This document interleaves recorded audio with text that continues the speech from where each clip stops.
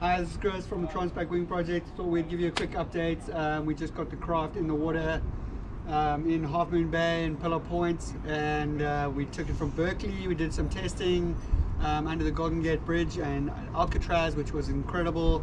It's the first time we put it in the water with all the amazing changes that we've done with all our branding and partners, and we've got the foil cassettes here as well. So we were trying out everything, and there are a couple of things we still got to sort out and set up. There's the main SATCOM's satellite little dome that fits over there on that bracket. The wind vane at the back that you see, we still haven't got 100% right yet, but we're still testing that. Right in the back there's the little hydro vane, which has got the little propeller, which all the paddle boarders and kayakers that have been coming past today going, oh look, it's got a little engine on the back, that's so cute. It's not actually an engine. I'm not powered by an engine. It's actually a hydro vane which charges my battery bank, so there is no engine. Just thought I'd make that very clear to everyone.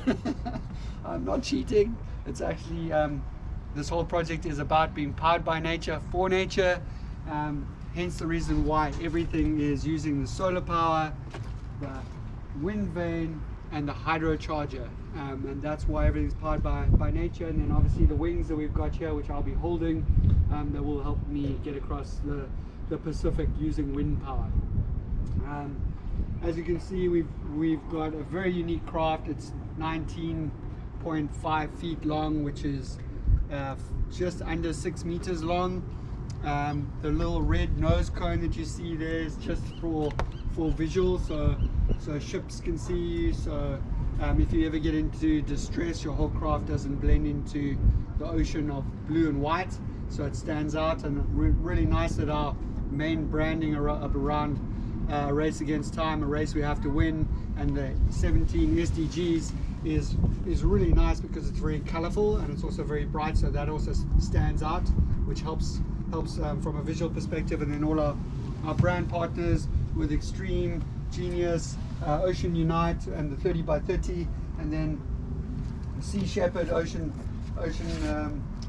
Conservation, and then Conservation International as our partners that we are raising money and awareness for, which is amazing. On the craft over here, we've got these bladders that you see here. I've actually got them laid out. The black ones that you see, the MSR bladders, are actually from our previous project, so I've been filling up all of these just to test that they don't leak. A couple of the old ones actually have leaked quite dramatically, so I'm glad I tested. That's why we test everything, it's very important. So I've got a whole lot of new ones, and that actually keeps all my emergency water as storage, but it also works as ballast for the craft to be able to weight it down and to make things more stable, because this craft is actually very light. Even though it's just under a ton, which is most people would consider to be very heavy, that's actually very, very light for a craft this size. So I use the emergency water as ballast to be able to stabilize the craft and make it more like sit lower in the water, so it's more stable, especially for the first 10 days of my journey, which are going to be pretty extreme with lots of breeze and lots of ocean, pretty dramatic ocean environment. So I'm trying to keep it as stable and in perspective as possible. I have, this is my main centerboard, which goes all the way down about a meter underneath the craft, which gives me a little bit of stability. Just over here on this side, I know it's quite hard to see, these are the first ever cassettes for the hydrofoils. So the foils go down here.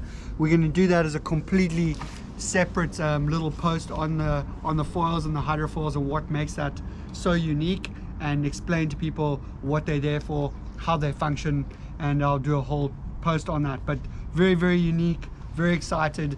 We only used it for the first time 2 days ago, and it did exactly what we've been hoping for. The foils were done in New Zealand, the cassettes were put on in Scotland, so for everything to line up has been amazing to be able to see it all come together, and I'm very excited about how that's all mapping out. At the back here you've got your different steering systems. So this is a steering post that is connected to my rudder that goes down the middle, and over here this is one of my steering systems, which is just the manual system, which I can actually literally pull these little ropes, and that controls the rudder system. This is like a little extender, so I can actually attach this to my harness, which I'd have on my deck, which is attached to these, which are called jack lines, so that I'm always attached to the craft at any particular point. And when I'm winging and I've got this attached to my harness, then I can wing and I can actually change the direction as I go. And this is sort of the rudimentary steering system. Then the other one is actually connected, as you can see here, to the wind vane, which is a powered system only by the wind. So I wanted to try and add an additional system to my steering systems, because the autopilot, which is an auto helm system which is connected to the electronics, and it is driven by my course and my direction, but that uses a lot of power, which uses my battery banks, which are in here. So we're still sorting out a lot of stuff at the moment, so this is all storage. These are my other additional water bladders that I still got to fill up. That's the brain of the autopilot unit. This is the RAM of the autopilot unit, which connects up to the steering post of my rudder. Over here, this blue item is the filter for my reverse osmosis machine, which would be the definition of a water maker. So what it does is sucks up salt water into a really high pressure filter, and as it goes through the filter under really high pressure, it works via reverse osmosis, which actually pulls all the salt out of the water, and you're left with fresh water. It takes a lot of battery power, which is the reason why I've got these two battery banks. Beforehand I used to have what's called lead batteries. Now these are lithium ion batteries, so they are half the weight, half the size, and they hold more power, and you can take them down to almost zero. Over here, this little unit over here is actually the hydraulics for the RAM for the autopilot system, which is pretty exciting. There's going to be a lot of stuff that goes into here, and we're still working on all this, and we put this over because when the water sometimes flushes, if in here, you don't want it to go into the battery, so you always have a protection for that. And then you've got your you've got your solar panel here. You've got a new solar panel. This is called the Sobian panel. It's taken 2.5 months for me to get this exact unit from Italy. It's probably 30 to 40% more efficient and effective than these panels, which are from 3 years ago. I also have a roving panel, which means it's a panel that I keep inside my craft, and I can pull it out and attach it anywhere on my craft, which attaches into this little plug point here, which means that no matter where I am on traveling on the ocean, I can just place and attach the roving solar panel to anywhere on the craft to be able to generate more energy. And then that little unit that you see at the back with the little propeller is the hydro charger. It's called the Watt and C, and when I'm traveling at more than 2 knots, that sort of I lower it down to the back, and then that little propeller, instead of powering me, it is actually turned the opposite way. So the blades on that propeller are the opposite to normal blades of an engine. So instead of making me go forward, it spins the opposite way, which charges my battery banks, which is super clever. And because my new autopilot system draws a lot of power, that is an offset, so it offsets the amount of energy that I use for the autopilot system. Over here we have your VHF radio antenna, which is for very high frequency, and so I can connect and communicate ship to ship. So when I see a ship just about to run me flat, I can call them up and say, please don't run me flat. And hopefully they will listen to me. But if they don't listen to me, that's okay, because they would have seen me on their radar, because this is what's called an Echo Max. So it's when the radar on all the ships that are out there pings out a radar signal, it'll hit this little thing, and this will ping back at them, so they know that I'm actually here. They won't know what size I am, what shape I am, what direction I am going, but they will know that I'm here. This item over here has a post, and on it what's called a tricolor. This tricolor has a port and starboard light and a stern light at the back, so people can see me in the night, and I have all my colors that people need to see, so they know what direction I'm going. This item over here is the antenna for what's called the AIS.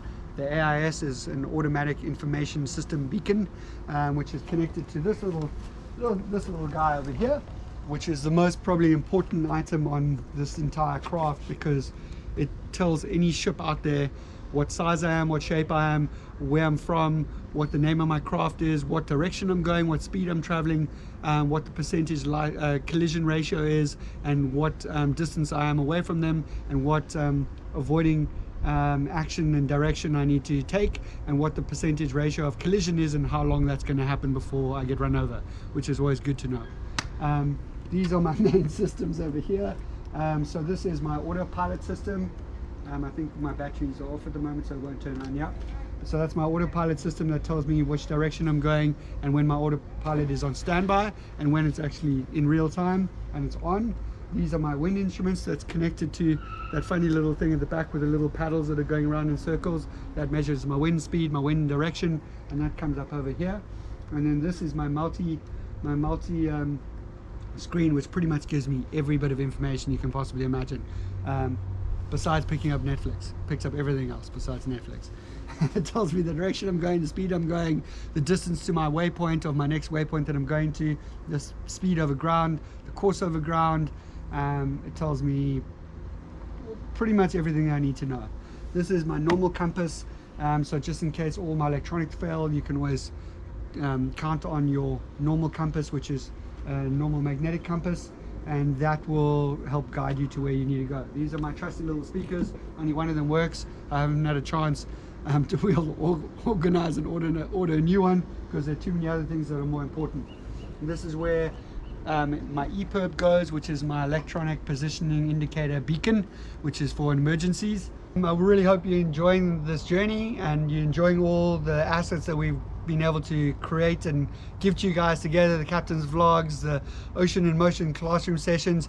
If you're really enjoying and you're inspired and you find it really impactful and interesting, please help and support, because we're providing all these things free for you guys to enjoy, but we actually are raising money for Conservation International, for Sea Shepherd and the Chris British Foundation, to be able to raise awareness, give back, create impact, protect 30% of our oceans, protect our planet, and also helping inspire kids to believe in what's possible and the ocean conservation side of education. So if you're enjoying it, please donate, please share, go to the Chris British Foundation website and donate to share a little bit of love and a couple of pennies to help us make this all possible.